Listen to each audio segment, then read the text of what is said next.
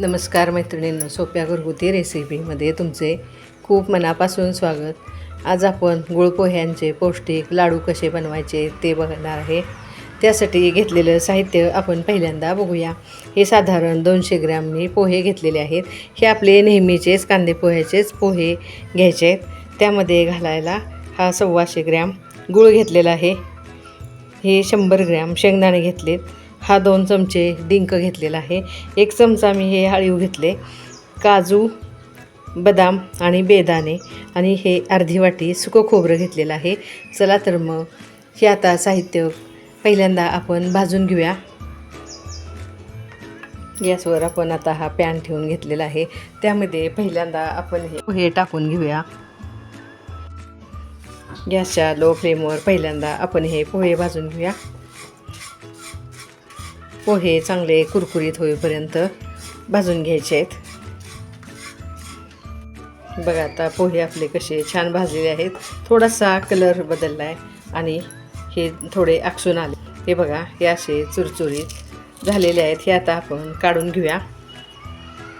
आता आपण भाजून घेऊया हे शेंगदाणे पण चांगले खरपूस होईपर्यंत, चटचट पुढेपर्यंत भाजून घ्यायचे आहेत। गॅसच्या लो फ्लेमवर भाजा, म्हणजे हे एकसारखे भाजले जातात। आता हे शेंगदाणे मी चांगले भाजून घेते। बघा, शेंगदाणे पण आपले कसे छान भाजलेले आहेत। हे पण आता आपण काढून घेऊया। भाजलेला प्रत्येक पदार्थ वेगवेगळा ठेवायचा आहे। हे शेंगदाणे मी आता काढून घेते। आता हे अळीव आपण थोडे गरम करून घेऊया।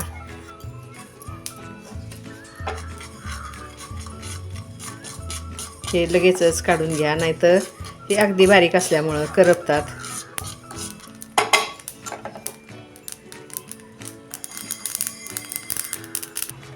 आता पॅनमध्ये थोडं तूप टाकून आपण पहिल्यांदा डिंक तळून घेऊया। हे साधारण घट्ट मी 1 चमचा तूप टाकलेला आहे। तूप चांगलं गरम होऊ द्या, म्हणजे डिंक पटकन फुलून वर येतो। बघा, टाकल्या टाकल्या लगेच फुलून वरती येतोय, म्हणजे तूप आपलं चांगलं गरम झालेलं आहे।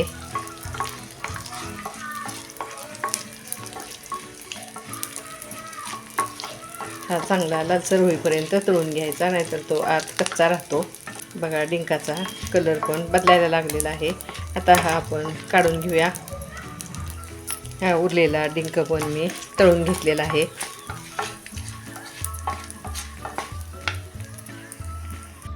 आता ह्या उरलेल्या तुपात पहिल्यांदा हे बेदाणे तळून घेऊया।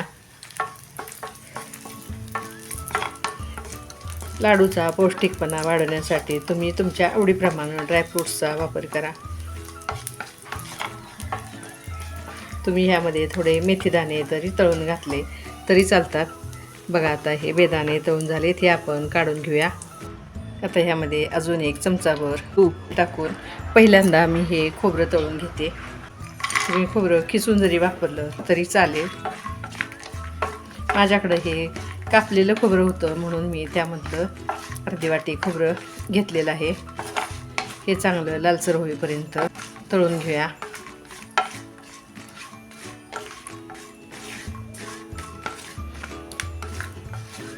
मुलांना मधल्या सुट्टीतला खाऊ म्हणून तुम्ही हे पौष्टिक लाडू जरूर करा। मुलेच काय, मोठेही खुश होतील इतके हे पौष्टिक लाडू तुम्ही एकदा नक्की ट्राय करा।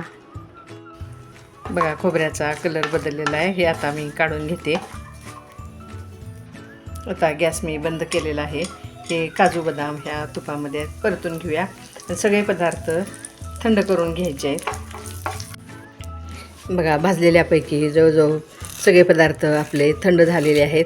पहिल्यांदा हे पोहे मी मिक्सरच्या भांड्यात टाकून जेवढी शक्य होईल तेवढी ही आपण फाईन पावडर करून घेऊया।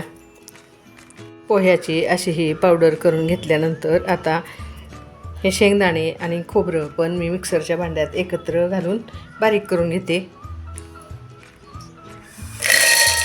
शेंगदाण्याची साल मी काढलेली नाही आहे।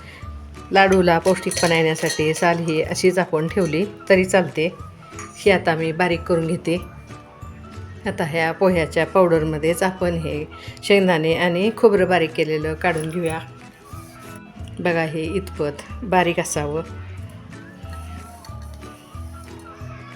आता सगळं ह्यामध्ये मी काढून घेते.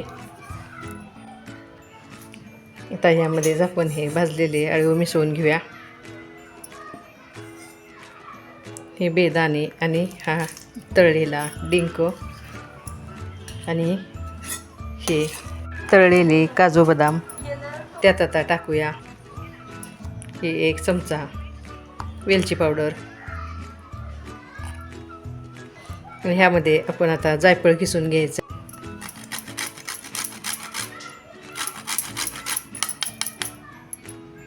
आणि हे आता चांगलं मिसळून घेऊया. हे मिश्रण चांगलं एकसारखं झाल्यानंतर ह्यामध्ये गूळ कसा घालायचा ते बघूया. आता ह्या पॅनमध्ये उरलेल्या तुपातच मी 1 चमचाभर तूप टाकून घेणार आहे. तूप थोडं वितळून घ्या. बघा आता तूप गरम झालेलं आहे. त्यामध्ये हा गूळ टाकून घेऊया. गुळाचं प्रमाण तुम्ही तुमच्या आवडीप्रमाणे कमी जास्त केलं तरी चालेल. आता पहिल्यांदा हा गूळ थोडा विरघळून घेऊया. हा मी विळीनं चिरून घेतला आहे. त्यामध्ये आता आपण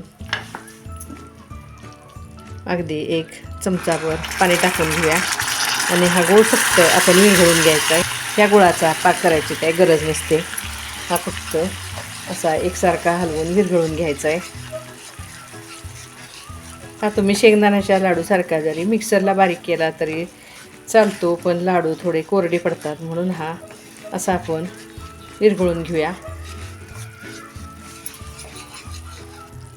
बघा आता गूळ पूर्ण विरघळलेला आहे. हा गॅस मी बंद करते आणि हे गुळाचं मिश्रण आपण त्या लाडूच्या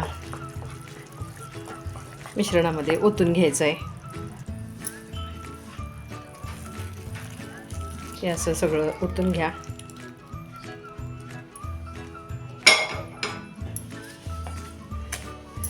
आणि हे एकसारखं मिसळून घेऊया.